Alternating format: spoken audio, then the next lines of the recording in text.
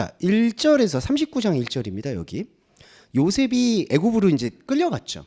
근데 그 애굽으로 끌려가게끔 만들어준 동조자가 지난주에 말씀드렸듯이 유다였어요. 유다가 요셉을 파는 게 유익이라고 얘기해요. 그게 사실은 오늘날 그리스도론으로 보면은 예수를 십자가에 팔아넘기는 게 유익이라고 생각하는 게 오늘날의 기독교의 함정일 수 있다는 거죠.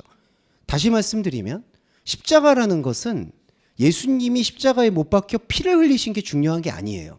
예수님이 십자가에 못 박히도록 우리가 하나님이라는 존재를 우리의 혼의 기억에서 완전히 지우려고 했다라는 게 중요한 겁니다.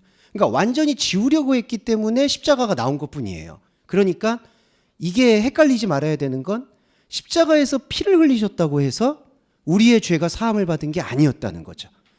이게 계속 반복해서 말씀드리지만 되게 난처해 하시는 분들이 계세요. 그럼 십자가 피가 구원해 준 게 아니냐. 이렇게 보면 안 된다는 거예요. 십자가에서 흘린 피는 그냥 그 예수님의 사건이에요. 피가 뭐냐? 피를 사실은 말씀으로 말씀드리면 피는 내 살을 먹고 내 피를 마시라는 예수님의 몸을 얘기해요. 근데 예수님의 몸이 이 실제 몸을 얘기하는 거냐? 그게 아니라 예수님의 말씀을 얘기한다는 거죠. 그러니까 예수의 피가 우리를 구원해 줬다라는 말씀은 일견 타당하지만 그 말씀의 깊이로 들어가 보면 우리를 구원해 준 예수의 피는 예수의 말씀이라는 거죠. 그러면 십자가에서의 흘린 피라는 것은 사실상 의미를 부여해서는 안 되는 거예요. 왜냐하면 왜 이게 중요하느냐? 예수님의 피가 구약의 제사를 반복하는 게 아니라 구약의 제사 자체가 하나님의 뜻이 아니었다라는 것을 완전히 선포하는 행동이거든요. 그런데 신약 성경에 들여와서도 우리의 교회나 캐톨릭이나 사람들이 종교성은 구약에서 드렸던 제사를 만족시켜주는 의미로 예수님의 피를 생각한다는 거예요. 구약에서도 송아지의 피를 흘리고 염소의 피를 흘리니까 마음이 놓였듯이 신약에 와서도 하나님의 아들이 피를 흘려야지 우리의 죄가 사함을 받는다라고 믿는 거예요. 이게 크게 말하면 면죄부예요, 오히려. 네. 이게 크게 보면 면죄부인 겁니다. 왜냐하면 하나님의 아들이 와서 희생을 해주셨으니까 내 죄가 사함을 받았다. 근데 이게 아니라요. 하나님의 아들이 왔음에도 불구하고 우리의 혼은 하나님의 아들의 말씀을 담을 그릇과 여지와 능력과 아무런 것이 존재하지 않았다. 그게 로마서에서 말하는 의인은 없나니 하나도 없었다라는 뜻이 된다는 겁니다. 네. 그래서 정리를 해보면 유다가 요셉을 팔았는데 요셉을 팔았던 가장 궁극적인 이유는 유익 때문에 그래요. 근데 여기서의 유익은 우리가 말하는 그런 장사하는 그런 어떤 상업적 유익만이 아니라 우리의 본질을 구성하고 있는 종교적인 유익이라는 겁니다. 내가 예수를 팔아서 혹은 요셉을 팔아서 혹은 내 안에 어떤 것을 팔아서 하나님한테 갖다 바치면 하나님께서 나에게 은혜를 주시겠지라는 이 교환의 원리가 장사하는 집이라는 거죠. 그래서 예수님이 성전에 들어오셨을 때 내 아버지의 집을 장사하는 자의 집을 만들지 말라라는 뜻은 그냥 상업적인 얘기를 하는 게 아니라 인간이 가지고 있는 본질적인 혼의 욕망을 지적하셨다는 거. 이제 이게 요셉의 그 몸을 팔아넘긴 유다의 뜻, 유다 안에 있는 우리들의 겉모습이라는 거예요. 이제 이걸 정리를 좀 해보고 말씀을 드리면, 자, 요셉을 팔았다라고 얘기하는 그 욕망 안에 뭐가 담겨 있을까요? 우리가 가지고 있는 하나님, 우리 안에 있는 하나님의 달란트를 팔면 하나님께서 이 달란트를 통해서 은혜를 주시겠지라는 기대가 들어옵니다. 이제 그게 그 기대가 어떤 기대냐 하면은 종교적 기대고 기도의 응답에 대한 기대고 선악과의 기대예요. 그리고 우리의 모든 안타깝지만 신앙생활이 말씀의 정교한 것과 마주하지 않을 때 나타날 수 있는 이 끔찍한 현상이 바로 요셉에 대한 기대라는 거예요. 우리가 요셉의 말씀을 읽을 때 요셉을 통해서 하나님께서 역사하실 거라는 기대가 있어요. 그런데 그 기대가 하나님의 기대가 아니라 우리의 기대였다라는 것을 폭로하는 게 이 창세기 말씀이에요. 자, 유대인들의 탈무드나 유대인들의 토라죠. 유대인들의 토라, 그리고 이슬람의 꾸란도 꾸란이라고 표현하더라고요. 이슬람의 꾸란도 이 모세오경과 거의 유사합니다. 그런데 그 모든 텍스트가 원하고 있는 거는 요셉을 통해서 이 풍진 세상에서 하나님의 돌봄을 받는 이야기, 하나님의 역사를 느끼는 이야기로 느껴요. 근데 이게 완전히 뒤집어져야 된다는 거죠. 그 뒤집어져야 되는 근거는 예수의 십자가 사건과 바울의 말씀이에요. 바울의 말씀이라는 건 여러분 오해하지 마셔야 되는 게 바울 안에 파고든 예수 그리스도의 말씀이라는 거죠. 자, 이렇게 정리를 해보면 2절에 이 말씀에 대한 해석이 필요한 거죠. 여호와께서 요셉과 함께 하심으로 그가 형통한 자가 된다라고 합니다. 찰나 형통한 자가 되어 그의 주인 애굽 사람의 집에 있다. 자, 이 말씀에 대한 깊이를 느껴볼게요. 자, 여호와는 함께 하신다. 자, 이거는 중요한 게 우리의 모든 사람의 질그릇입니다. 그러니까 믿는 사람이다, 믿지 않는 사람이나 혼을 갖고 있는 사람, 무한한 것과 유한한 것을 이해할 수 있는 이 사람은 바로 여호와를 느낄 수 있는 파편이 있어요. 자, 이것도 우리가 말씀 차원에서 말씀을 보니까 파편이라고 얘기하는 거지, 사실은 말씀이 관통이 안 되면 이거는 파편이라고 해석할 수도 없는 거죠. 그냥 어떤 사람의 감성 체계라고 말씀드릴 수 있겠어요. 근데 여호와는 요셉과 함께 한다라는 이 명제는 믿는 사람이다, 믿지 않는 사람이다 모두 갖고 있는 재료예요. 그런데 그 재료가 형통하게 된다라고 했을 때 이 형통이 두 가지 의미로 쓰이는데요.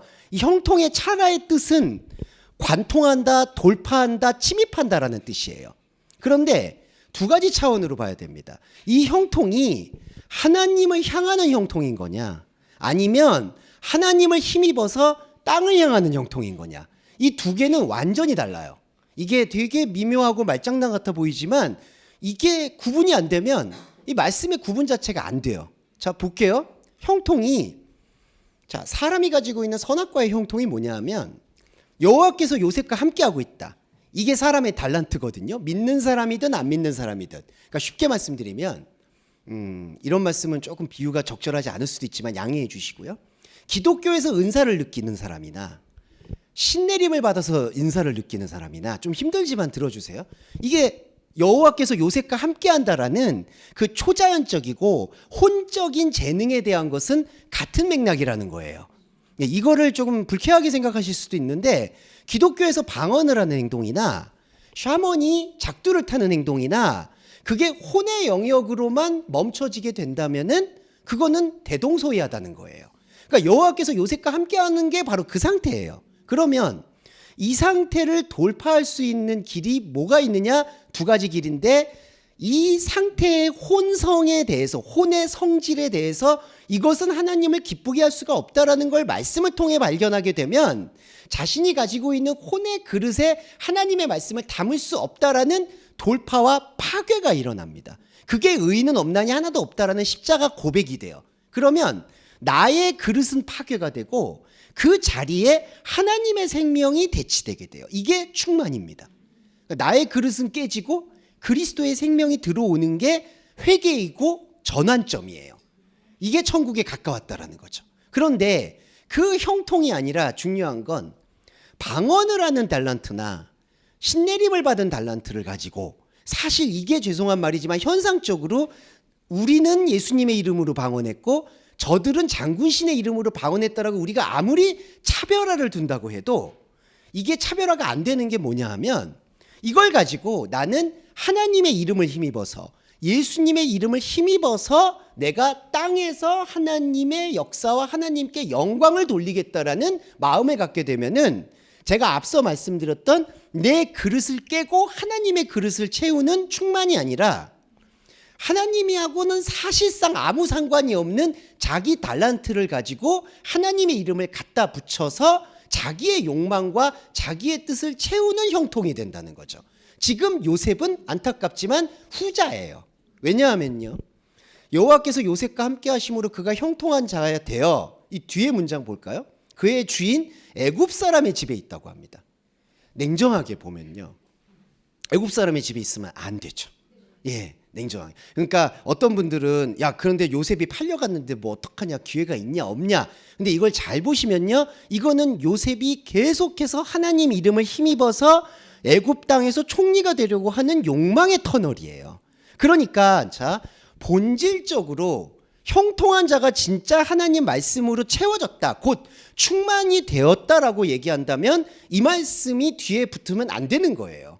주인 애굽 사람의 집에 있는 게 아니라 설령 애굽 사람 집에 있더라도 나는 다니엘처럼 나는 이들의 피냄새와 상관없는 길을 걷겠다라는 말씀의 예언이 나왔어야 된다는 거예요.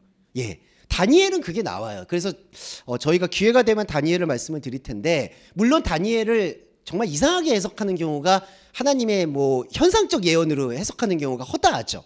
그래서 이제 좀 문제가 있는데, 다니엘의 경우는 이게 두 가지가 갈려요. 형통을 통해서 더 이상 하나님의 말씀을 땅에다가 적용하지 않겠다라는 영적 선포를 하는 게 다니엘의 선포가 되고요.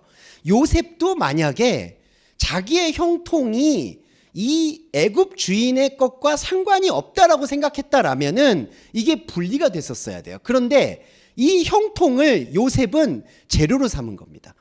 자, 요셉은 물론 머리가 좋겠죠.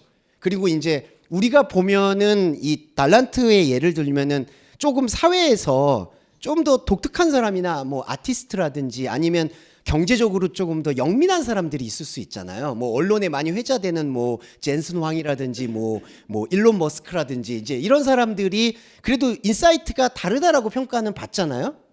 근데 이게 뭐냐 하면은 사실 제가 대동소이와도 말씀드렸던 건 이게 그냥 이 달란트의 영역이라는 거예요. 사실 그리스도인의 눈에 봤을 때에는 뭐 그분들의 업적을 제가 폄하하는 게 아니라 그런 사람들이 느끼는 달란트나 우리가 느끼는 달란트나 현상적으로는 위대하거나 사소해 보일 수 있어도 이게 모두 그냥 하나님이 주셨던 혼의 파편, 그 이상도 이하도 아니라는 거예요. 그래서 삶이라는 거는 아무 의미가 없어요.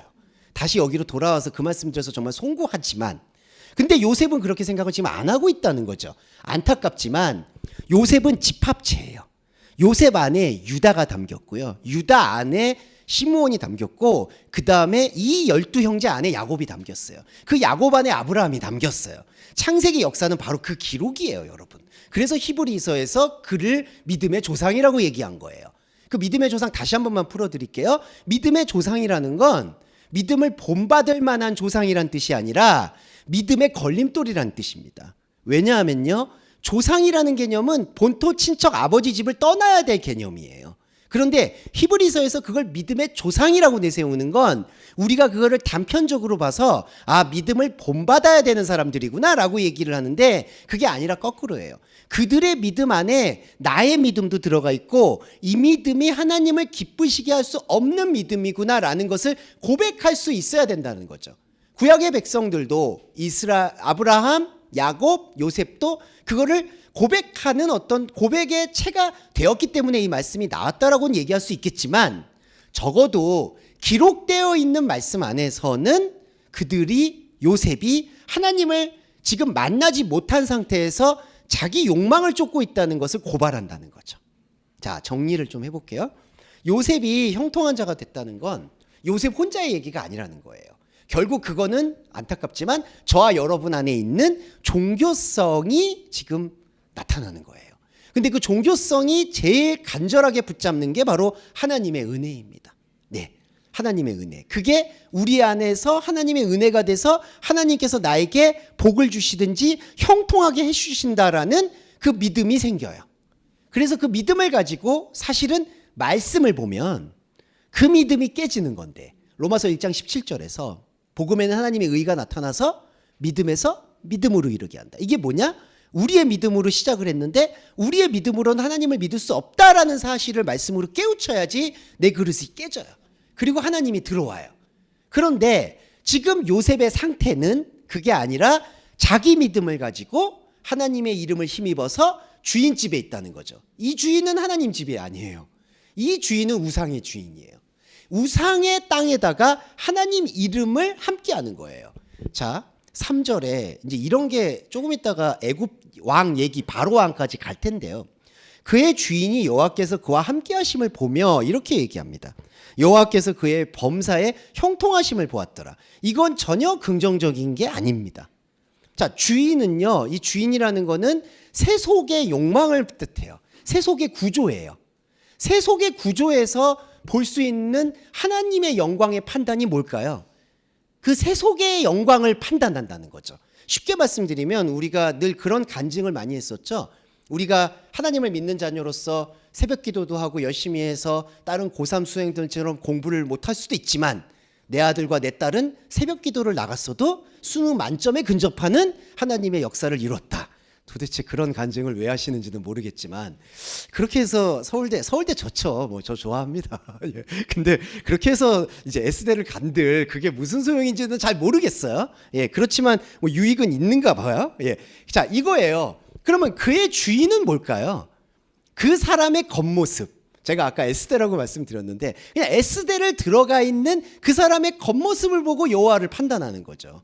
지금 보세요. 3절에 그의 주인이 여호와께서 요셉과 함께 하심을 봤다라는 게 진짜 여호와께 말씀이 관통된 거를 봐서 보시기 좋았다라고 얘기하는 거냐? 아니라는 거죠. 그의 주인은 요셉이 그냥 쉽게 말씀드리면 똘똘하고 일을 잘할 것 같으니까 형통하게 함을 보았다라고 얘기하는 거예요. 이거는 여호와가 아니라 석가모니가 들어와도 아무 상관이 없어. 장군님이 들어와도 똑같은 거예요.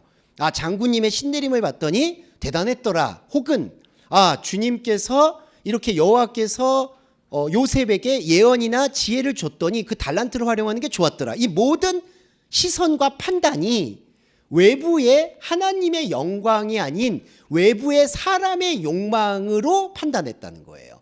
그래서 4절에 요셉이 그의 주인에게 은혜를 입어버린 것도 이거는 주인에게 은혜를 입은 거예요. 하나님에게 은혜를 입은 게 아니에요. 지금 아주 엇나가고 있는 상황인 겁니다. 안타깝지만. 자, 이 엇나가고 있는 상황 속에서 6절 보세요. 용모가 빼어나고 아름다웠더라. 이 용모라는 게요, 그 외모를 얘기하는 것만이 아닙니다. 예.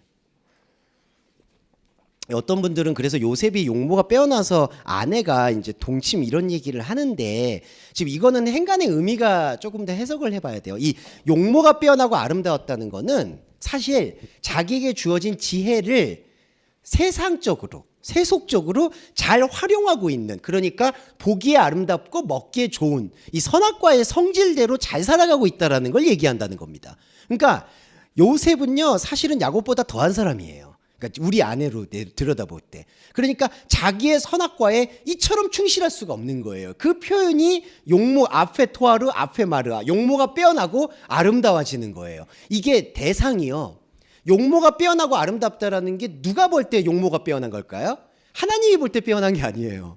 사람이 볼 때, 주인이 볼 때 용모가 빼어난 거예요. 자, 이 아내 나오죠, 여러분. 이게 죄송한 말인데요. 당시에 이 아내라는 거는 그 사람을 얘기하는 게 아닙니다. 내 이웃 10계명 중에 내 이웃의 아내를 탐하지 말라는 말이 나와요.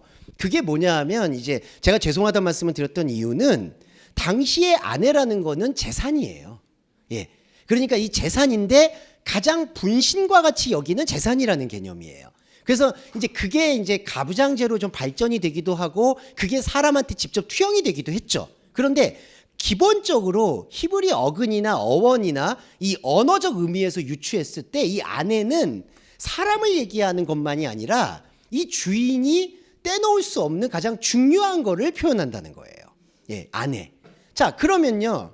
아내는 요셉의 용모를 보고 요셉을 탐하려고 하는데 이게 단지 이 아내가 우리가 흔히 말하는 판무파탈, 혹시 무슨 욕정과 음행에 가득 찬 여성 이런 거하고 아무 상관이 없다는 거예요.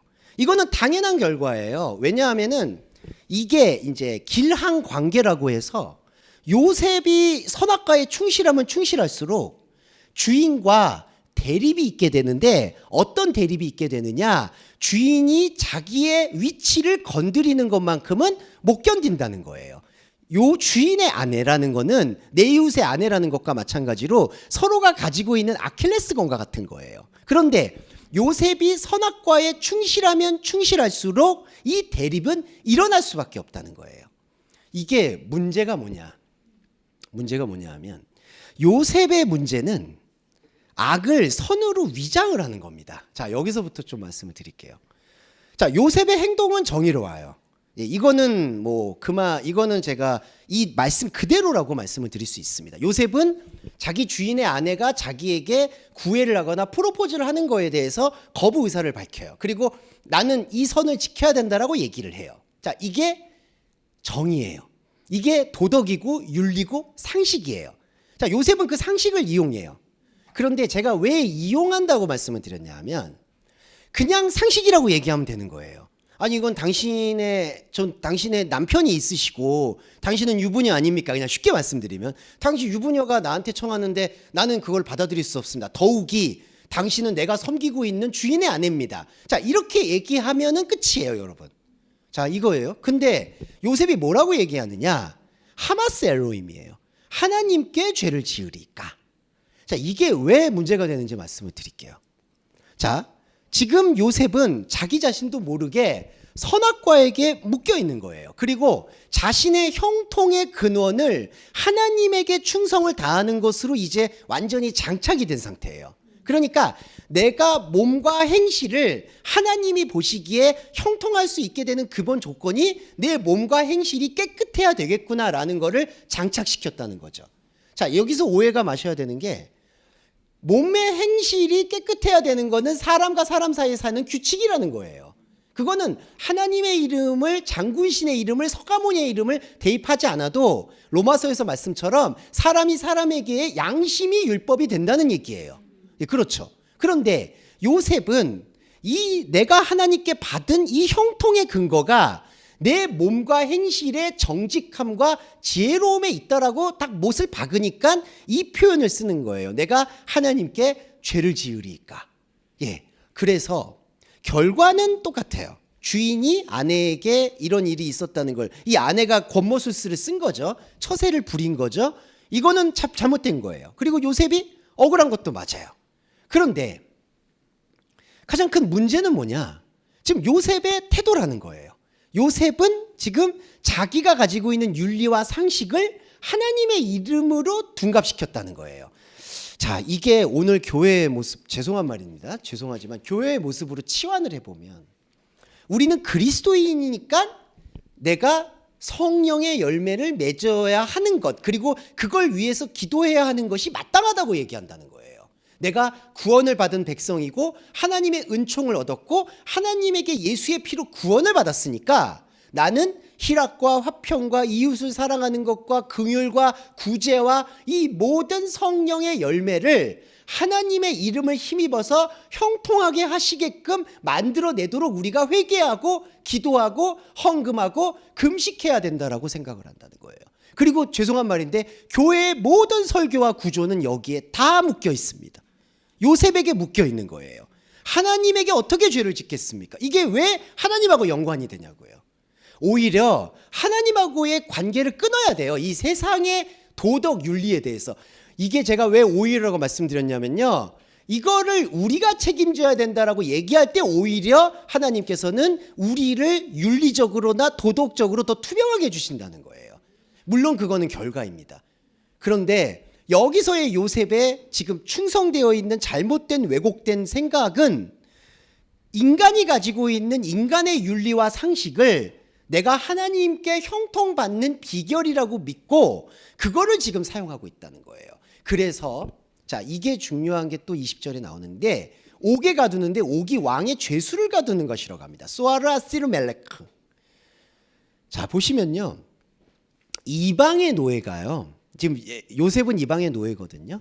이방의 노예가 왕의 죄수의 감옥에 갇히는 경우는 없다고 봐야 돼요. 네. 자, 이 표현이 의미하는 바가 뭐냐? 요셉의 내면의 욕망을 드러내는 이야기예요. 네. 자, 이게 이제 좀 어렵지만 말씀드리고 싶은 게, 자, 현실적으로 노예인 요셉이 왕의 죄수들이, 그러니까 이게 한마디로 보시면 지금 좀 정치 얘기는 아닙니다. 지금 대통령이 옥에 갇혔잖아요. 근데 이제 아무리 대통령도 뭐 높낮이가 없다라고 얘기하지만 독방을 쓰고 예우를 하죠. 한층을 다 비워놓죠. 왕의 죄수들이 있는 곳은 정치범이에요. 정치범이 있는 곳과 노예가 갇힌 곳이 같을 수가 없어요. 더욱이 이 주인이 지금 어떤 죄목으로 옥에 가뒀을까요? 음행죄예요. 음행죄는 그 중에서도 학급죄가 되기 때문에 왕의 죄수들의 정치범과는 격리가 된다는 거죠. 자, 그렇기 때문에 이거는 현실적인 말이 아니라요, 요셉이 내가 하나님께 어떻게 죄를 짓겠습니까? 라고 결단한 이후에 뻗어나오는 요셉의 형통의 욕망이라는 거예요. 요셉의 형통의 욕망이 자기는 옥에 그 왕의 죄수를 가두는 옥에 있을 것이다. 자, 이렇게 표현이 된다는 겁니다. 그러니까 우리가 여기서 잘 이해를 해야 되는 게 그냥 구약의 이야기로 읽으면은 이렇게 해서 억울한 누명 썼다가 또 거기서 전화위복이 돼서 또 완전히 신분 상승을 했다 이렇게 읽죠. 이건 무슨 판타지도 아니고. 예. 근데 유대교는 그렇게 읽어요. 유대교는 그렇게 읽을 수 있죠. 유대 민족의 어떤 우월함을 나타내기 위한 선동 도구니까. 근데 우리는 그리스도를 믿는다는 거예요. 그리스도의 말씀으로 이걸 다시 봐야 돼요. 그리스도의 말씀으로 다시 볼 때는 요셉이 이거예요. 내가 하나님의 이름으로 죄를 안 지었으니까 내가 비록 내 육신이 어디에 고난의 장소에 있다 하더라도 하나님은 나를 왕처럼 다시 높여주실 것이다 라는 그의 욕망이 투사가 된 게 바로 왕의 죄수를 가두는 곳으로 갔다는 겁니다. 네. 자, 보세요. 또 23절. 간수장은 그의 손에 맡긴 것을 살펴보지 않게 하였으니 여호와께서 요셉과 함께 하심이라. 여호와께서 그를 범사에 형통하게 하셨다라고 얘기를 합니다. 네. 자, 이 민감한 얘기를 볼까요? 여기서 범사에 형통하게 했다? 이게 어떻게 됐을까요?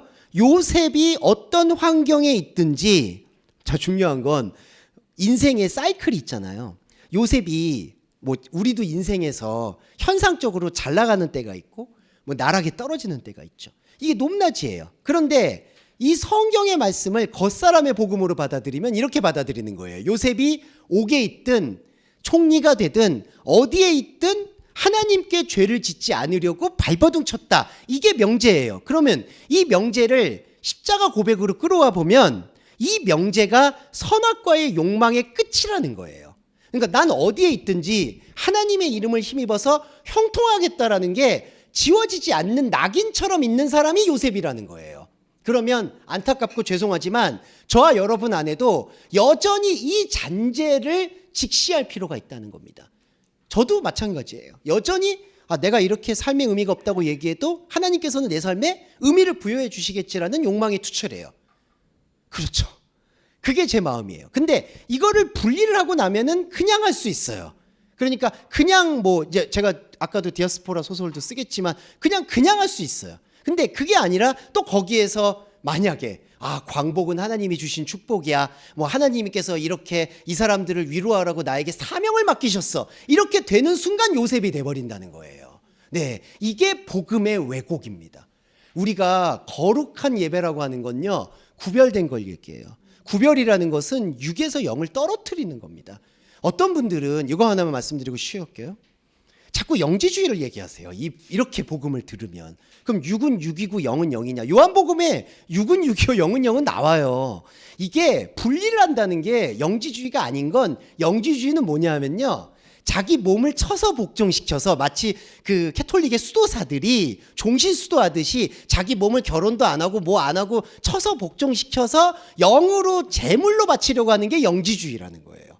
그러니까 스님들이 산에 들어가거나 그리고 수도사들이 피정을 하거나 이게 자기 몸을 힘들게 하는 거잖아요. 이건 육을 가라앉혀서 영으로 나가려는 게 영지주의죠.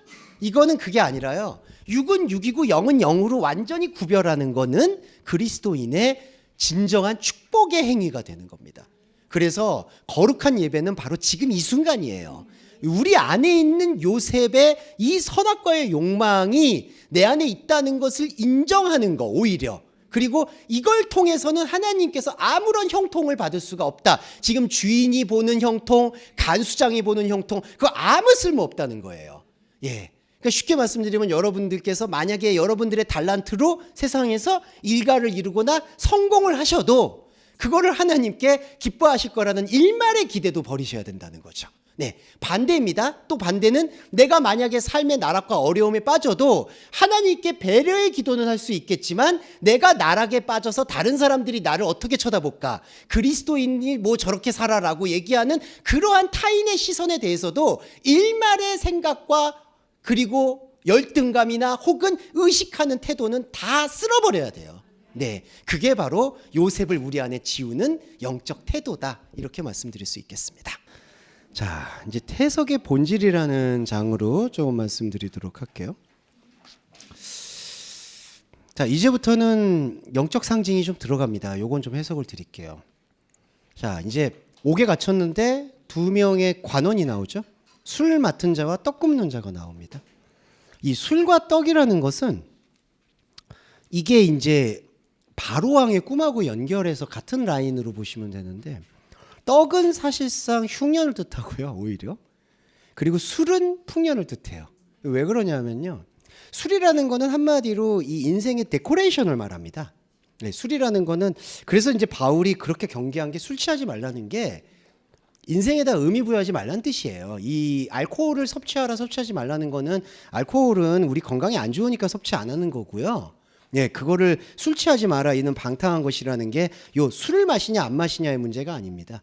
예, 오히려 제가 이 말씀을 드리는 게 우리가 금주하는 데 또 도움이 돼요. 하나님이 술 마시지 말라고 그랬으니까 술 마시지 말라는, 어느 순간은 사람이 억눌리면 빗장이 털리기 때문에 더 술 마시게 돼요.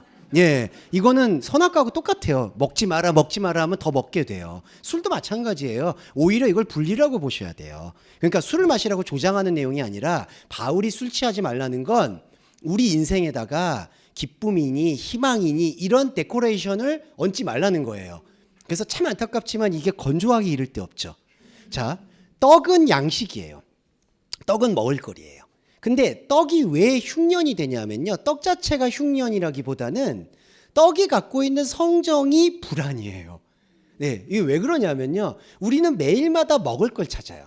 이게 이제 경제하고도 똑같은 겁니다. 내가 이번 달 월급을 안 받으면 어떻게 될까라는 게 인간이 족쇄예요. 사업하는 분들도 마찬가지예요. 내가 다음 달을 어떻게 예전에 어음이었으니까 어음을 막을까, 어떻게 할까. 정치하는 분들은 내가 요번에 당선이 될까 안 될까. 자, 이거예요. 떡이라는 건요, 일상을 살고 있는 하나의 흐름이기 때문에 늘 흉년을 따라올 수밖에 없어요. 이게 인간이 가지고 있는 떡 자체에 대한 불안감이에요. 내가 먹을 수 있을까? 살 수 있을까? 계속 가요. 그래서 그거를 잊어버리려고 노력하는 게 술이에요. 자, 술이 취했다는 게 흥청망청이라는 얘기가 아니라 오히려 더 교묘한 게요, 술이라는 거는 같은 떡인데 이 떡이 나를 영원히, 아니 계속 풍성하게 해줄 거라는 희망을 심어주는 거예요. 자, 떡과 술의 관계는 바로 이겁니다. 이 두 단어가 같이 쓰일 때 풀이를 해드리는 게 정교한 건데, 떡은 그냥 건조한 거예요. 우리가, 죄송한 말이지만 저와 여러분이 이게 힘든 게 딱 이거잖아요. 하나님이 내 삶에 관심이 없다는 게 사실 제일 듣기 싫으시잖아요. 예, 저도 말을 하는 저도 듣기가 싫어요. 아니, 이렇게 얘기하면 나는 그럼 어떻게 살라는 건가? 물론 하나님의 그 점점점이 있죠. 자, 그런데 이렇게 되는 게 떡이에요, 사실은. 하나님이 만약에 나를 도와주지 않는다라는 거를 배제하고, 그러니까 이렇게 도와주지 않는다라는 걸로 거룩하게 구별을 하고 나의 그냥 삶을 바라보면 그건 떡이에요, 여러분. 그냥 떡. 근데 우리 안에 그냥 떡이 있고, 그러면 그냥 떡 속에 불안이 나와요. 아, 나 그럼 어떡하지? 제일 경교한 거, 제일 중요한 거, 하나님이 안 도와주시는 건가? 라는 거, 여러분. 저는 그게 되게 심해요. 그러면 관심이 없다는 건 안 도와준다는 건가? 사실 그 패러다임은 아니거든요. 근데 그게 들어와요. 떡이 불안을 낳아요. 그런데 중요한 게요, 그 불안과 대면을 하잖아요. 이 불안과 대면을 할 때 복음을 가진 사람에게는 그 불안이 녹아내리는 영적 성질 앞에 서게 됩니다. 이게 축복이에요. 그러니까 불안을 피하지 않고요, 내가 이 불안이 선악과를 낳거든요. 나 구원 못 받으면 어떡해? 주목사 말 계속 들었다가 11조 안 했다가 진짜 다시 일이 잘못되면 어떡해? 이게 은근히 많아요, 여러분. 헌금 안 했는데 더 잘못된 거 아니야? 그래서 정말 죄송한 말인데, 예전에 이 복음이 죄송한데 농익지 않았던 분이 여기 교회에는 회비를 안 내시고 다른 교회에 11조를 내고 계시더라고요. 이제 그러니까 이 복음도 맞을 것 같고 저 복음도 맞을 것 같으니까 저기 가선 11조를 내시고 여기선 또 이제 헌금이 없으시니까 회비를 안 내셔. 뭐 안 내는 건 상관없어요. 그런데 거기서 11조를 저는 안 내셨으면 좋겠다라고 권면하셨더니 큰 시험을 받으시고 이제 떠나셨어요.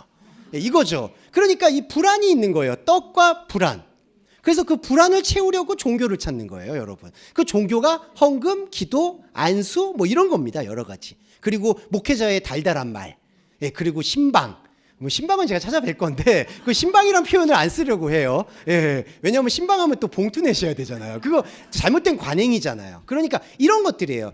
근데 그 불안과 마주할 때 하나님이 나한테 관심이 없어도 나는 내 안에 하나님의 영을 느낀다. 말씀이 말씀을 풀이하니까. 그렇게 느끼면 떡의 불안함이 상쇄가 돼요. 그러니까 이게 교환이 되는 게 아니라 불안한 건 그대로 있어도 그 불안한 감정보다 영의 감정이 우리를 압도하는 게 이게 바로 삼층천입니다. 그러니까 바울이 자기의 육체의 가시를 없애게 해달라고 기도하다가 그 기도를 어느 순간 안 했다고 하죠.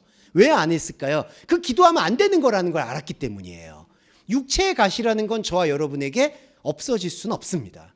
네, 육체의 가시는 이게 만약에 해소가 됐다고 해도요, 다른 게 나올 거예요. 그거는 여지 없습니다. 인생의 굴레예요. 그걸 피할 생각을 우리는 오히려 하지 말아야 돼요. 그러면 육체의 가시는 그냥 육체의 가시야. 그런데 내 안에 이 압도하고 있는 하나님의 말씀이 어느 순간 나의 관심사와 열정과 말씀의 혼적인 향방을 영의 세계로 옮겨버린다는 거죠. 이게 바로 떡 굽는 자로 남는 자세예요. 그런데 떡 굽는 거에 만족을 못하니까 거기다가 술을 입혀서, 자, 노아가 방주에 나와서 술 취했죠. 왜 술을 취했을까요? 하나님께 제사를 드리려고 포도농사를 지으니까 술이 취해요. 예, 이게 문제라는 거죠. 그래서 바울도 술 취하지 말라고 연관이 되는 거예요. 정확하죠. 그러니까 떡을 떡대로 보면 되는데 떡을 떡대로 보지 못하고 술을 입히니까. 근데 문제는 뭐냐? 이 술을 입힌 사람이 살아남아요. 여기 보세요. 이 두 개의 관원이 나오는데 요셉이 술 맡은 관원장에게는 하나님이 함께 하셨다. 당신의 전직을 회복할 거다라고 얘기를 해요. 그리고 떡 맡은 사람한테는 그런 얘기를 안 해요. 새들이 당신의 머리를 쪼아버릴 것이다 라고 얘기해요. 그래서 결국 어떻게 됐죠? 술 맡은 관원장은 살아남았고 떡 맡은 관원장은 죽었어요. 자, 이 이야기가 상징하는 바가 안타깝고 죄송한 말인데 우리 안에도 있을 수 있는 요셉의 선악과 성정이라는 거예요. 술이 뭐였죠? 떡에다가 입힌 거예요. 그러니까 우리 삶은 팍팍하고 어려워도 하나님께서 우리에게 기쁨을 주실 거야. 술은 기쁨을 동반하니까. 술은 일순간 우리에게 희망을 주니까. 술은 소망을 주니까. 그래서 요셉은 술 맡은 관원장이라는 자에게는 당신의 전직을 회복할 거다라고 축복을 했고, 떡 맡은 관원장, 그러니까 술을 입히지 않으려고 하는, 그러니까 하나님을 말씀으로 보려고 하는 태도를 가진 사람한테는 오히려 아무런 말을 안 하고 저주를 내리는 건다는 거죠. 여기가 당신은 머리에 들고 당신을 나무에 다룰 것이다. 자, 나무 상징은 십자가예요, 여러분. 잘 아시겠지만 이 십자가가 이렇게 십자가 크로스 이게 아닌 경우라고 해석하는 경우도 많습니다. 근데 문제는 뭐냐면 상징이에요, 상징. 이 나무라는 게 사람들에게 생명을 주는 요소이기도 하지만 히브리 어원은 저주로 매달리는 장소를 뜻하기도 해요. 참 이상하죠. 생명을 주는 뿌리가 그 생명의 기능을 다하지 않는다라고 느끼면 가차없이 저주한다는 거죠. 그러니까 나무에 열매가 없다 그러면 저주해버린다는 거예요. 이게 나무를 바라보는 선악과의 속성이고 요셉의 속성이고 우리의 속성이라는 거죠. 자, 그래서 우리가 죄송하죠. 계속 우리라고 얘기해서는 죄송하지만 우리가 이제 분리하는 작업 때문에 말씀드리면 우리 안에 요셉은요, 술 맡은 관원장을 욕망한다는 거예요. 하나님께서 비록 내가 이렇게 나락에 떨어져 있고 힘들어도 어느 순간 나를 구원해 주시겠지. 그게 술 맡은 관원장에게 하는 당신의 전직을 회복할 겁니다 라는 좋은 말이라는 거예요. 이게 하나님 말로 둔갑이 된 거예요. 그러니까 술 맡은 관원장이 살아남고 떡 맡은 관원장은 죽는 것처럼 보이는 거예요. 자, 이게 중요한 게 보인다라고 제가 말씀드린 건 술 맡은 관원장이나 떡 맡은 관원장이나 정말 죄송한 말인데 세상적이고 현상적인 눈으로 볼 때는 어떤 사람이 권력을 얻고 어떤 사람이 권력을 못 얻고는 현상에서 일어나는 일이에요. 하나님의 섭리가 아니에요. 네. 근데 문제는 세상의 안타까운 성정을 말하는 거예요. 자, 세상의 성정이라는 건 뭐냐? 하나님을 잃어버린 자들은 술을 찾을 수밖에 없다는 거예요. 하나님을 잃어버린 자, 하나님의 복음을 모르는 자는 선악과에 연루되었기 때문에 내가 가지고 있는 현상을 현상 그대로 보는 것이 너무나 불안하고 공포스럽고 싫기 때문에 거기다가 어떤 식으로든지 술을, 양념, 내가 그래도 삶을 살만한 거야, 나는 그래도 인생 잘 살았어, 잘 살고 싶어, 이런 것들을 막 집어넣는 거예요. 이게 심리 상담을 받고 강연을 듣고 치료를 받고 하는 모든 일체의 행동이라는 겁니다. 이게 안타깝지만 이게 술에 대한 우리 모든 존재에 술 취하고 싶어 하는 끝없는 욕망이에요. 그러니까 세상의 성정은요, 술이 잘 취한 사람을 축복해요. 그렇죠, 여러분. 술이 잘 취해서 같은 말도 희망적으로 잘 말하는 사람. 예. 그리고 목사님들도 뭔가 공격적으로 잘 말하는 사람. 카리스마가 있거나 아니면은 은사가 많이 나오거나 아니면은 뭔가 성심을 다해서 섬기는 모습을 보여주시거나 그러지 말라는 거는 절대로 아니지만 그런 모습들이 세상이 기억을 한다는 거죠. 세상에서도 마찬가지고. 그러니까 떡을 떡대로 보는 것은 세상이 원하는 방식이 아니다. 이런 것들을 지금 상징하고 있는 겁니다. 그래서 떡 맡은 관원장은 도태가 된다라고 보이는 거고 술 맡은 관원장이 살아남는 것처럼 보여요. 그런데 이거 말씀드리고 가야 되는 게 정말 그러하냐? 네, 정말 그러면 술 맡은 관원장이 승승장구할 거냐? 그게 아니죠, 여러분. 왜냐하면 자 이제 모세 때로 넘어가 볼게요. 그 술 맡은 관원장의 숯불을 인 게 모세예요. 그렇죠. 바로 왕 아래에서 부귀영화를 누리죠. 그런데 모세가 분리될 때 어떤 게 나오죠? 하나님이 그 술 맡은 세상 애굽의 실체를 보여주시는 게 재앙이에요. 장자가 죽어버리잖아요. 그러니까 세상의 속성은요, 술을 계속 찾아요.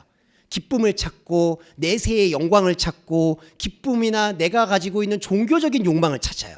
그런데 하나님께서 말씀의 실체를 보여주시는 거는 그건 완전히 지옥이라는 거예요. 예, 계속해서 찾는 천국은 우리에게 하나님의 말씀이 아니라 욕망의 끝이고 선악과의 전부고 거기에는 그 개구리 재앙, 떼, 메뚜기 그리고 장자까지. 그러니까 눈에 볼 때는 술이 취해서 잘 사는 것처럼 보이는데 알고 보면 속이 다 썩어 문드러진다는 거죠.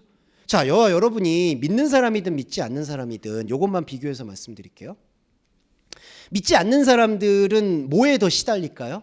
불안이 훨씬 더 크죠. 솔직히 그렇습니다. 네, 그래서 뭐라도 보려는 거예요. 타로 카드라도 보려고 하는 거고 사주팔자라도 보려고 하는 거예요. 자, 그렇죠. 근데 우리는 고상하다라고 얘기해서 우리는 하나님의 이름을 가졌다. 나는 세상 사람들과 다르다라고 얘기한 이 축복이 어떤 축복이냐? 요셉의 축복인 거고요. 이 축복은 하나님 축복이 아니고 일순간 우리의 감정을 안식시킬 수는 있어도 어느 순간 그거는 자기 세대가 아니라 밑에 세대에 가서라도 터진다는 겁니다. 이거 터져요. 이거 완전히 터집니다. 왜냐하면은 요셉이 이렇게 해가지고 야곱하고 형제들 다 이끌어서 애굽에 했더니 애굽에서 또 신음이 들리잖아요. 그래서 또 출애굽했더니 또 가나안 또 가겠대요. 그러니까 아주 집요한 거죠. 자, 그래서 결론적으로 술 맡은 관원장이 살아남은 것처럼 보이지만 아니에요. 실상은 술은 죽은 거예요, 여러분. 그래서 우리 그리스도인은 오히려 이 삶에서 종교를 걷어내고요. 이 삶을 최대한 건조하게 봐야 됩니다. 안타깝지만. 그러니까 이게 건조하게 본다는 게 오해의 소지가 있어서 말씀드리고 싶은데 막 재미없어. 나 삶 그냥 살 거. 이게 절대로 아니에요. 그것도 욕망이에요. 제가 건조하게 산다라고 말씀드려서 그냥 건조하게 산다 이게 아니에요. 건조하게 산다라는 의미는 뭐냐 하면 이 삶은 그냥 삶이다라는 태도의 전환점이라는 거예요. 여기에다 하나님 이름을 갖다 붙이는 것들을 말씀으로 끊어내는 게 이 삶을 오히려 여러분 객관적으로 볼 수 있게 합니다. 오히려 도덕적이고 상식적으로 볼 수 있게 하는 게 진짜 그리스도인의 축복이라는 거죠. 그래서 다시 정리해서 말씀드리면 우리는 술 맡은 관원장의 해석을 하는 요셉의 욕망을 갖고 있어요. 근데 이거를 지금 말씀으로 풀이하는 이유는 요셉을 따라가라는 얘기가 아니라는 거예요. 요셉이 해석하는 거는 잘못됐다는 거예요. 솔직히 말씀드리면. 이건 하나님의 이름을 빙자해서 자기의 형통함을 채운 거예요. 그러면 그 술 맡은 관원장이 과연 끝까지 현상적으로 부귀영화 누리느냐? 절대로 그런 거 없습니다. 인생의 역사를 봐도요, 흥망성쇠예요. 잘 아시겠지만 권력자가 언제까지 권력 같습니까? 예, 조선 왕조 보세요. 그리고 저 북한 사회도 보세요. 그리고 지금 해외도 보세요. 우리나라도 보세요. 그 권력과 세도는 현상적인 것들은 결국 무너져요. 다 알면서도 계속 쫓아가는 거예요. 이게 바로 술 맡은 관원장의 운명이에요. 이렇게 해석하면 안 된다는 겁니다. 오히려 떡 맡은 관원장을 같이 돌볼 수 있어야 돼요. 근데 그게 안 되죠. 이게 커져버렸죠. 그래서 바로까지 가는 겁니다. 자, 바로 얘기 드리고 마무리를 좀 해볼게요. 바로 얘기는 아주 간단합니다. 아주 간단한 게 왜 그러냐면, 자, 이거를 왜 해석하는 사람이 없었을까요? 해석하는 사람 많습니다. 바로의 꿈이라는 건 너무나 단순해요. 7 암소가 나오고 좋은 이상이 나오고 7의 흉한 소가 나와요. 자, 이거는요, 일단 7을 배제하고 말씀을 드릴게요. 이 토부하고 라예요. 좋다, 나쁘다. 흉하다는 걸 악이라는 단어로 썼습니다. 그러니까 좋고 나쁘다는 게 선악이에요. 근데 선악이라는 건 여러분 잘 들어보시면 우리 인생사에서요, 그냥 있는 행동이에요. 자, 우리라고 얘기해서 자꾸 죄송합니다만 입힐게요. 우리는 이 선악과에다가 생명나무를 집어넣어 버려 가지고, 그러니까 생명나무가 선악과를 삼켜야 되는데 사망이 이겨야 되는데, 생명이 사망을 삼켜야 되는데 그게 아니라 사망이 생명을 삼켜버려서 이 선악에서 하나님을 찾으려고 해요. 선악에서 하나님을 찾으려고 할 때 선이 하나님이시고 우리가 악이 돼요. 자, 그렇죠? 그래서 선한 하나님이 아들을 보내서 내 악을 사해줬다고 믿어요. 제가 이게 예배 첫 시간에 말씀드렸던 잘못된 죄속이에요. 대속. 그 죄사함. 그러니까 선이 악으로 내려와서 악을 사해줬다라고 믿어요. 그래서 내가 악이 사해지고 선이 됐다, 선을 만족시켰다고 생각해요. 이게 선악과예요. 이게 인생이에요. 그런데 자, 그리스도인을 볼까요? 그리스도인은요, 이 선악을 분리해요. 선악과 생명을 분리합니다. 생명은 생명으로 가게 하고요, 선악은 선악으로 가게 해요. 이게 어떤 축복으로 오냐 하면은 생명은 생명대로 살고요, 선악은 선악대로 살아요. 자, 선악을 볼게요. 선악이 뭐냐 하면요, 자, 생명은 하나님과 함께 있는 걸 말해요. 생명은 하나님과 함께 있는 거예요. 나와 아버지는 하나다, 나는 너희 안에 있다. 선악은 뭐냐 하면요, 자, 분리된 상태예요. 선악은 뭐냐 하면 악은 나고요, 선은 하나님인데 내가 하나님처럼 되려고 하는 게 아니라 내 악이 중립적으로 다름이 돼요. 그러니까 우리는 이 단어에 편견이 있으니까 악이다 그러면 무조건 극복을 해야 되는 거죠. 악, 죄. 여러분, 근데 로마서에서요, 죄가 더한 곳에 은혜가 넘쳤다는 얘기가 뭐 죄를 더 많이 지니까 회개가 그만큼 더 많다, 이 얘기가 아니잖아요. 성경에서 말하는 죄라는 건 하나님과 다른 걸 얘기한다는 거예요. 그리고 이 다름은요, 극복해야 될, 하나님처럼 돼야 될 다름이 아니라 하나님과 달라야지 되는 거예요. 하나님의 언약은요, 나와 하나인데 나와 다른 존재, 이게 연합이에요. 이 연합을 느낄 수 있는 게 유일한 게 인간이에요. 이 혼을 갖고 있는. 그래서 저와 여러분이 창세전에 생명으로 선택을 받은 거예요. 이걸 말씀을 깨우치면 하나님과 다른데 하나님과 하나인 선악과 생명이 그대로 같이 갈 수 있는 연합체가 되는 거예요. 이게 바로 영의 몸입니다. 이게 영의 몸이에요. 그런데 자, 제가 말씀드렸을 때 이 바로의 꿈에는 뭐가 나왔느냐? 바로 이 선과 악이 생명의 견제가 되는 게 아니라 선과 악이 내 인생의 전부가 되니까 악할 때는 선을 대비하려고 하고, 죄송합니다. 악할 때는 선을 챙취하려고 하고, 선할 때는 악을 최소화하려고 한다는 거죠. 이게 그래서 7회는 풍년이요 7회는 흉년이라는 건 인생이 잘 살고 못 살고 잘 살고 못 살 때 아주 간단한 건데, 인생이 잘 살 때 저축하라 그 얘기예요. 이거 유대인들이 제일 잘하는 거죠. 이 유대인들이 그래서 이제 고리대금이라고 표현하는 게 유대인들을 폄하하는 게 아닙니다. 그냥 그렇게 발달돼 왔으니까, 경제활동이나 그런 게 발달된 게 요셉의 마인드가 장착됐기 때문이에요. 문제가 뭐냐, 제가 오늘은 문제만 말씀드려서 죄송한데 여기다 7이라는 숫자를 가미한 거죠. 왜 7이라는 숫자를 가미할까요? 게마트리아에서 7은 하나님의 숫자를 의미해요. 그러니까 흉년 풍년에다가 하나님의 의미, 그러니까 현상적으로 잘 살고 못 살고에다가 하나님의 의미를 부여한 거예요, 요셉이 여기다가. 그래서 바로의 꿈을 이런 식으로 해석을 하는 거예요. 그래서 바로 당신이 흉년일 때, 어려울 때 하나님을 기억하고 하나님을 챙기면 하나님께서 또 잘 될 때 하나님을 기억하면 못 될 때 하나님이 충족시켜 주시고, 또 그러다가 잘 될 때는 하나님께서 더 복을 주실 것이다. 결국에는 이 요셉의 머릿속에는 오직 이 땅에서 하나님의 이름을 빙자해서 형통하게 사는 것, 그거 외에는 아무것도 없는 사람이에요. 빈 깡통입니다, 이 사람. 진짜 그렇죠. 야곱은 고뇌라도 하죠. 야곱은 베델 가서 씨름이라도 하죠. 이 인간은요, 죄송한데 이 요셉 분은요 죄송해요, 요셉은요 너무 나이브해. 그러니까 너무 아무 필터링이 없어요. 그냥 달려가요. 이 해석을 이렇게 하는데 바로가 어떻게 안 좋아할 수가 있어요. 예, 이런 꿈을 이렇게 해석을 하는데. 그러니까 직언하는 사람은 하나도 없고, 바로 당신은 다 좋은 사람이고, 바로 당신은 하나님한테 축복을 받았으니까 이렇게 7의 흉년이 들 때 이거를 잘 보관하면 이 권세가 영원히 지속될 거다라는 말과 카드를 바로한테 제시한 거죠. 그 바로가 덥석 물었죠. 그래서 애굽 요셉을 총리를 만든 거예요. 다스리는 사람. 그럼 이걸 다스리면 될까요, 안 될까요? 진짜 형통한 사람, 진짜 말씀으로 자기 그릇을 깨는 사람이 이걸 받아요? 근데 이걸 덥석 받네? 이거 왜 받을까요? 요셉의 머릿속에는 내가 하나님의 복을 받고 있는 사람이라는 DNA가 장착이 돼버렸기 때문이에요. 이게 숙주예요, 숙주. 이거 독소입니다. 이 독소를 뽑는 거는 예배밖에 없어요. 우리가 제일 오해하는 게 요셉인 것 같아요, 솔직히. 야곱은 뭔가 좀 갈팡질팡하는 사람, 그래서 믿음이 약간 부족한 사람, 이런 식으로 좀 묘사하는 것 같고요.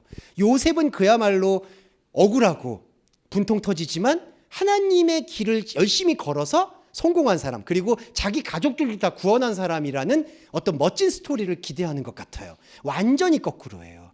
이게 야곱하고 이 모든 사람들 애굽으로 끌어오죠. 이게 완전한 재앙의 시작입니다. 출애굽이 얼마나 힘드냐 하면요, 장자가 다 끊어져야지 나오잖아요. 그만큼 세뇌를 더 많이 시켰다는 거예요. 이 요셉의 형통이라는 이 키워드가. 그래서 우리가 이 키워드를 완전히 벗어나는 길은 우리 안에 진짜 이 요셉이라는 건 선악과의 끝판왕이다. 7 흉년과 7 풍년을 통해서 완전히 선악과로 장착을 해서 악할 때, 자기 결핍이 보일 때는 하나님의 이름을 가져와서 최대한 자기의 결핍을 커버하고, 자기가 잘 나갈 때는 술 취한 사람을 끌어들여서 더 자기가 잘난 거를 더 크게 포장해서 하나님의 이름을 여기서 높이고, 자기가 약할 때는 그거는 커버하고, 이게 완벽한 그리스도인의 외부적 겉복음이죠. 이 겉복음으로 간증하고, 이 겉복음으로 기도하고, 이 겉복음으로 예배하고, 이 겉복음으로 형통한다라고 믿는 그 순간 모든 예배는 망합니다. 이건 진짜 죄송한 말인데 망해요. 근데 더 죄송하고 더 중요한 건 망한 걸 모른다는 거죠. 비판해서 죄송한데 한국 교회는 지금 폭탄 돌리기예요. 제가 봤을 땐. 이 요셉의 형통이라는 게 이미 끝판에 온 것 같아요. 그러다 보니까 이상한 말들을 하고 이상한 행동들을 통하고 그렇게 이상한 행동들을 하는 사람들을 따라가요. 이게 지금 거의 막바지에 왔다라고 저는 생각을 합니다. 그런데 현상은 결국 내치거든요. 그러니까 하나님의 복음으로 분리가 안 되면요, 현상을 우르르 쫓아가다가 내침을 받아요. 그러면 마지막으로 말씀드릴게, 예수님이 너희가 소금인데 소금이 그 맛을 잃으면 어떻게 되겠느냐, 그 말씀으로 끝난 게 아니라 너희가 거기서 내쳐짐을 당하면 사람들에게 밟힌다고 얘기합니다. 사람들에게 밟히는 게 뭘까요? 저와 여러분 안에 만약에 복음의 또렷함이 없잖아요. 그러면 여기 사람 가서 우르르 쫓아가서 같이 찾다가 죄송한 말인데 여기서 다 털리고, 또 여기로 복음으로 올 수가 없는 게 복음이 장착이 안 돼 있으니까 또 다른 사람 집단에 가서 계속 사람한테 밟히다가 끝납니다. 그래서 우리가 이 재앙을 벗어날 수 있으려면 이 요셉의 독소를 뽑는 예배만이 필요하다. 오늘의 결론은 그겁니다. 형통이라는 거에 두 가지 방향. 진짜 방향은 내가 하나님을 나의 혼과 나의 달란트로는 담을 수가 없다라는 걸 십자가의 복음으로 고백하는 게 진짜 형통이에요. 그래야지 하나님 나라가 들어옵니다. 그게 아니라 내가 하나님의 이름을 힘입어서 이 땅에서 총리가 되겠다, 내가 비록 고난을 받아도, 이 말도 안 되는 발상을 계속해서 끌고 나가려고 할 때 우리의 재앙은 결국 우리를 삼켜버릴 것이다. 여기에 대해서 좀 잊지 않으셨으면 좋겠어요. 자, 오늘 예배는 여기서 마무리하겠습니다. 정리기도와 주기도문으로 마무리하겠습니다. 사랑하는 주님, 도대체 땅이 무엇이기에 우리를 이렇게 발목을 잡아끄는지 모르겠습니다. 땅이 허무하다고 얘기해도 땅을 봐고 있고, 땅에서 잘 살려고 얘기해도 땅을 바라보고 있습니다. 도대체 우리에게 이 땅은 무엇일까요? 얄궂고 원망스럽기만 합니다. 하지만 하나님, 이 땅을 통해 우리를 하나님과 다름을 알게 하셨고, 말씀을 통해서 우리를 하나님과 하나됨을 깨닫게 해주심을 진심으로 감사드립니다. 그래서 우리는 이 삶을 놓지는 않을 것입니다. 하지만 이 삶에서 하나님의 의미와 생명을 찾는 일은 이제 말씀의 힘으로 놓을 것입니다. 이 분리의 역사, 이 거룩의 말씀에 영과 진리로 화답해 주실 것을, 언약의 하나님께서 응답해 주실 것을 믿음으로 고백합니다. 하지만 하나님, 우리 동서말씀교회 지체 여러분들이 이 말씀의 인지에도 불구하고 우리의 현상의 삶에서의 여러 부대낌과 어려움으로 고난받는 것은 원치 않습니다. 건강의 어려움으로 인해서 하나님의 말씀을 등한히 여기는 것은 억울합니다. 마지막 순간까지 유기 옷을 내려놓을 때까지 건강을 유지해서 또렷한 시선으로 하나님의 말씀을 심을 수 있도록 배려해 주시고, 경제적인 어려움과 불안 때문에 매달 매순간 불안해하는 것이 원통하기만 합니다.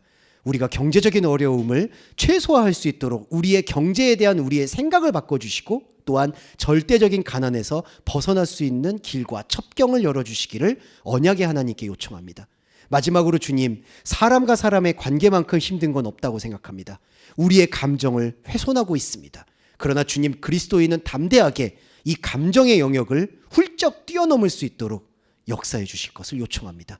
이 감정이 우리를 힘들게 하는 것으로 인해서 하나님의 말씀에 보는 것이 분산되는 것이 두렵습니다.